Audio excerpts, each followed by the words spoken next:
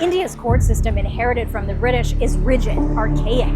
There are endless oral arguments with no time limit, all of which needs to be transcribed, plus long written submissions and piles of witness testimonies, often jotted down by hand.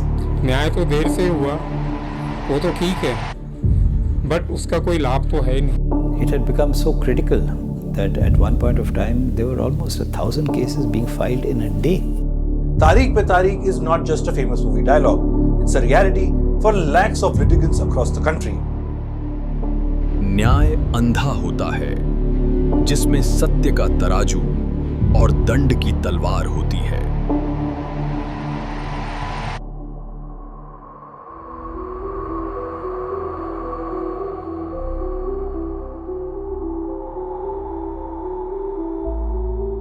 भाई साहब, jail का सफ़र क्या है? Jail का तो बहुत बुरा सफ़र है। ज़िंदगी एक दिन मरना, एक दिन जीना था। 20 साल इतनी बुरे काटे हमने, जिसका हिसाब नहीं हम जानते। हमारा घर परिवार बर्बाद हो गया, 2 भाई ख़त्म हो गए, हमारे टेंशन में अटैक पड़ गए, उनको माँ बाप ख़त्म हो गए।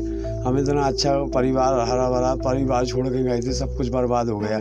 विष्णु तिवारी यूपी के ललितपुर का रहने वाला मिडिल क्लास फैमिली का एक लड़का, जिसकी एज सिर्फ 23 साल थी। विष्णु तिवारी अपने परिवार का सबसे मेहनती और समझदार लड़का था। एक दिन जब विष्णु अपने परिवार के साथ खेत में काम कर रहा था, तो उसके ही गांव के एक दलित परिवार से जमीन को लेकर कहासुनी हो गई। और एक कहासुनी धीरे धीरे इतना आगे बढ़ गई कि सन 2000 में उस दलित परिवार की एक महिला ने विष्णु तिवारी पर आरोप लगाया कि विष्णु तिवारी ने उसके साथ किया और मारपीट की, जिसके बाद विष्णु तिवारी पर मारपीट, धमकी और SC/ST एक्ट के तहत गंभीर धाराओं में FIR दर्ज कर उसे अरेस्ट कर लिया गया। उस समय विष्णु तिवारी की एज मात्र 23 साल थी। उसके बाद पुलिस चार्जशीट को कोर्ट में पेश करती है और ट्रायल कोर्ट में इस केस की सुनवाई चलने लगी। 2003 में कोर्ट विष्णु तिवारी को बिना किसी सबूत, बिना किसी गवाह के, यहाँ तक कि उस लेडीज के मेडिकल रिपोर्ट को इग्नोर करते हुए विष्णु तिवारी को दोषी करार दे दिया और 10 साल की सजा व SC/ST एक्ट के तहत उम्र कैद की सजा सुना दी।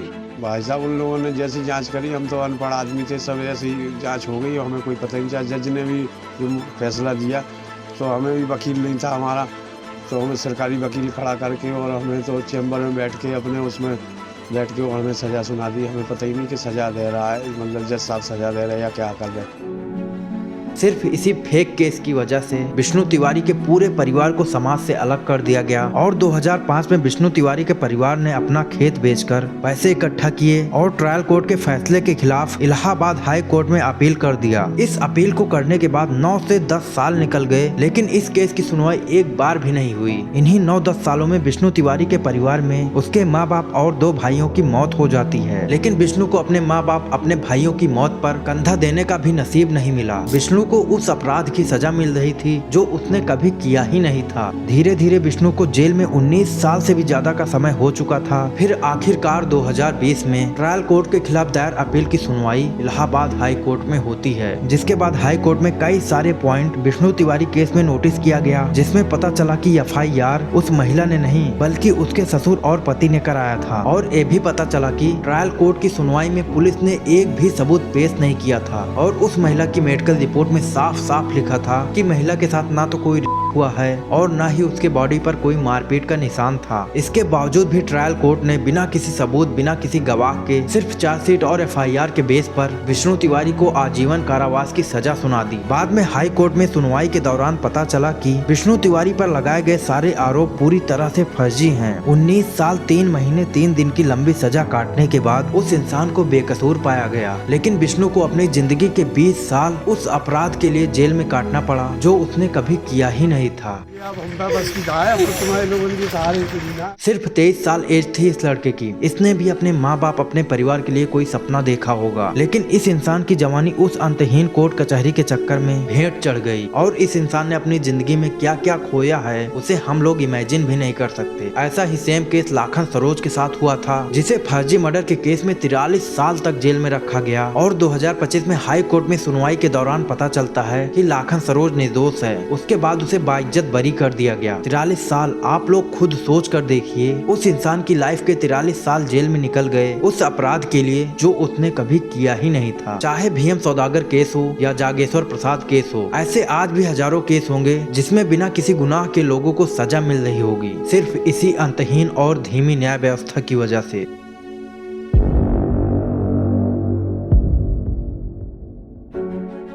ओवरऑल इंडिया में अभी के टाइम पर 5 करोड़ से भी ज्यादा कोर्ट केसेस पेंडिंग हैं। हालत इतनी खराब है कि 1 लाख से भी ज्यादा कोर्ट केस ऐसे हैं जो 30 साल से भी ज्यादा समय से पेंडिंग हैं। कुछ ऐसे भी केस हैं जिसमें लोगों की पूरी लाइफ गुजर जाती है लेकिन फिर भी उनको इंसाफ नहीं मिल पाता। नीति आयोग के अकॉर्डिंग इन सारे पेंडिंग केसेस को क्लियर करने में 324 साल से भी ज्यादा का समय लग सकता है। अगर कोई नया केस ना आए तो इन 5 करोड़ केसेज में 4.7 करोड़ केस तो सिर्फ डिस्ट्रिक्ट कोर्ट में ही पेंडिंग है और 63 लाख केस हाई कोर्ट में, जबकि सुप्रीम कोर्ट में 88,000 केस पेंडिंग पड़े हैं, जिसका सबसे बड़ा असर गरीब जनता को भुगतना पड़ता है। जबकि कागज में साफ साफ लिखा है कि कानून सबके लिए बराबर है, लेकिन क्या वाकई में कानून सबके लिए बराबर है?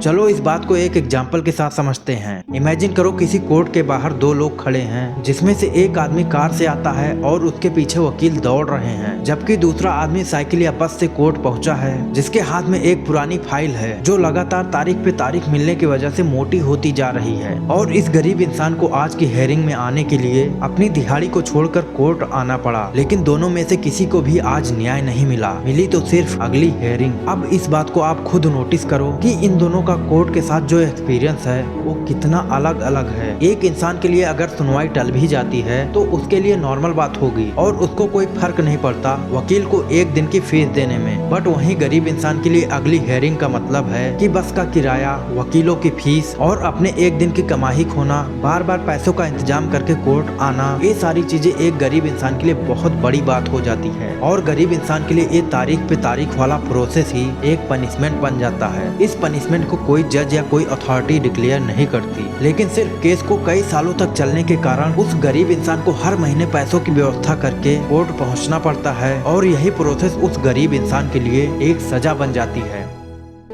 अब इसी तारीख पे तारीख वाले प्रोसेस की वजह से आज इंडिया में 5 करोड़ से भी ज्यादा कोर्ट केसेस पेंडिंग हैं, जिसमें बहुत सारे किसान ऐसे हैं जो अपनी जमीन के मामले में फंसे पड़े हैं। ऐसे आरोपी हैं जो निर्दोष हैं, लेकिन उनकी सुनवाई धीमी होने की वजह से बिना किसी अपराध के उनको जेलों में सजा काटना पड़ रहा है। ऐसे कई सारे क्रिमिनल हैं जिनको सजा मिलने में ही कई साल निकल जा रहे हैं और जब न्याय मिलता है तब तक बहुत ज्यादा देर हो चुकी होती है।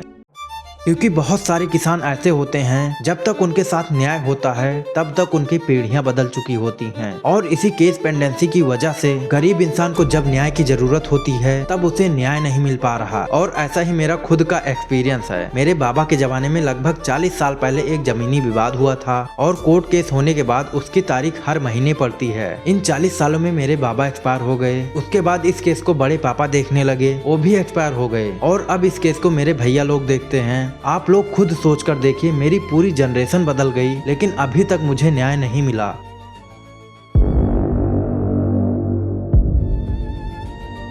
किसी भी कोर्ट केस को सॉल्व करने की जिम्मेदारी सिर्फ 3 लोगों की होती है, जज, लॉयर एंड पुलिस। लेकिन इन तीनों स्टेजों में बड़ी प्रॉब्लम है जिसकी वजह से इतने सारे कोर्ट केस पेंडिंग होते जा रहे हैं और इसकी सबसे पहली वजह है लॉयर्स की कमी। आपको जितने भी कोर्ट के बाहर वकील दिखते हैं इसमें से 60% वकील फर्जी होते हैं और ये लोग किसी रजिस्टर्ड वकील के साथ मिलकर काम करते हैं। और पूरे देश में अगर रजिस्टर्ड वकीलों को देखा जाए तो उनकी संख्या मात्र 20 लाख है, लेकिन अगर पेंडिंग केसेस को जल्दी क्लियर करना है तो कम से कम 66 लाख वकीलों की जरूरत होगी। दूसरी वजह है जजेस की कमी। आज भी इंडिया में 10 लाख लोगों पर सिर्फ 15 जजेस हैं, लेकिन एक सर्वे में बताया गया था कि इंडिया में हर 10 लाख लोगों पर कम से कम 50 जजेस होने चाहिए। लेकिन इतनी बड़ी संख्या में जजेस की कमी का सबसे बड़ा रीजन है जजों की पोस्टिंग पर हायरिंग न हो पाना। अगर डिस्ट्रिक्ट कोर्ट में ही देखा जाए तो जितने जजेस होने चाहिए उसमें से अभी 25% पोस्ट खाली पड़ी हैं और अगर हाई कोर्ट और सुप्रीम कोर्ट की बात करें तो वहाँ पर भी 34% जजों की पोस्ट खाली पड़ी हैं। अगर डिस्ट्रिक्ट कोर्ट की बात की जाए जहां पर सबसे ज्यादा कोर्ट केस पेंडिंग हैं, वहां पर जजों की रिक्रूटमेंट के लिए एग्जाम टेस्ट हाई कोर्ट कराता है और जब ये एग्जाम होते भी हैं तो कैंडिडेट इसमें पास ही नहीं हो पाते, जिसे इस आर्टिकल में देख सकते हो। और इसी वजह से डिस्ट्रिक्ट कोर्ट में जजों की हायरिंग नहीं हो पा रही। लेकिन जो प्रेजेंट टाइम पर जजेस हैं उन पर प्रेशर बढ़ता जा रहा है। अगर बात करें तीसरी वजह की तो वो है देश की पुलिस। आज के टाइम पर देश में सबसे ज्यादा क्रिमिनल केसेस पेंडिंग हैं और इन केसेस को कोर्ट अकेले सॉल्व नहीं कर सकता, क्योंकि क्रिमिनल केसों में पुलिस का काम होता है उस एक्यूज्ड को पकड़कर कोर्ट में पेश करना जिसके ऊपर क्रिमिनल केस लगा है और कोर्ट में चार्जशीट फाइल करना। लेकिन इन सारे मामलों में कई बार पुलिस बहुत ढीला काम करती है। अगर इंडिया की पुलिस को करप्शन के मामले में पूरी दुनिया से कंपेयर करें तो 198 देशों में इंडिया की पुलिस 18th नंबर पर आती है। और इन क्रिमिनल केसों को स्लो करने का दूसरा फैक्टर है पावर का, क्योंकि लोकसभा में जितने भी एमपी बैठे हैं उनमें से 46% एमपीज पर क्रिमिनल केसेस चल रहे हैं। और जब क्रिमिनल के पास पैसा और पावर दोनों होती है तो पुलिस की जांच अपने आप ही स्लो हो जाती है। इसी के साथ जितने भी क्रिमिनल केस फाइल होते हैं उनमें से लगभग 30% केस ऐसे होते हैं जिनमें 1 साल तक इन्वेस्टिगेशन ही कंप्लीट नहीं हो पाती। और अब ऐसा भी नहीं है कि हमारे पुलिस डिपार्टमेंट में सारे पुलिस वाले ही करप्ट हैं। बहुत सारे पुलिसकर्मी ऐसे भी हैं जो पूरी ईमानदारी से अपनी ड्यूटी करते हैं और पब्लिक के साथ इंसाफ करते हैं। लेकिन इन सब के अलावा एक फैक्टर और भी है इसके पीछे, क्योंकि इंडिया अपनी जुडिशरी पर जीडीपी का सिर्फ 0.8% खर्च करता है। और इसी वजह से डिस्ट्रिक्ट कोर्ट में हर जगह पान की पीच, टूटी हुई मेज, बंद पड़े पंखे, फाइलों पर जमी धूल, ये सारी चीजें आपको हर शहर के डिस्ट्रिक्ट कोर्ट में देखने को मिल जाएंगी। और इसी कोर्ट में बैठकर जजों को रोज 70 से 80 केस देखना पड़ता है। लेकिन इसी प्रेशर की वजह से किसी भी केस की सुनवाई सही से नहीं हो पाती और लोगों को न्याय मिलने में कई साल लग जा रहे हैं। अब ये तो बात हो गई प्रॉब्लम की, इसका सलूशन क्या है ये भी आपको जानना जरूरी है। द इंडियन एक्सप्रेस के साथ फॉर्मर चीफ ऑफ इंडिया ने सजेस्ट किया था कि पूरा कोर्ट एक साथ ना बंद करके इसके बजाय कुछ इंडिविजुअल जजेस को थ्रू आउट द ईयर अलग अलग छुट्टी दी जाए, जिससे कोर्ट पूरे टाइम खुला रहे और प्रोसीडिंग भी होती रहे। इसी के साथ सुप्रीम कोर्ट ने 2013 में समर वेकेशन को 10 वीक से कम करके 7 वीक कर दिया था। इसके अलावा जो भी पुलिस वैकेंसीज हैं उनको फिल किया जाए, जिससे पुलिस का वर्कलोड कम होगा और जो डिले इन्वेस्टिगेशन की वजह से कोर्ट केसेस में हो रही है वो कम होगी।